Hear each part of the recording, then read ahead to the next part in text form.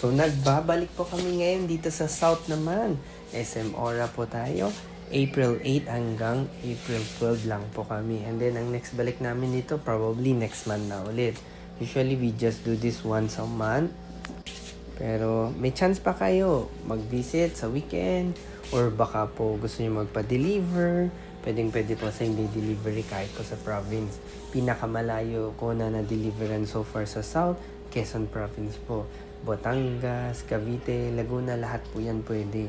Kaya wag na kayo magulat kung pwede ako mag-deliver same day. Kahit po Pampanga, Nueva Ecija, Tarlac, same day delivery po lahat yan. Ngayon kung hindi kayo nabanggit na lugar, pwede po GNT or just check with me. Message nyo na lang po ako and then I'll let you know. So, thank you so much sa mga nagsusuporta.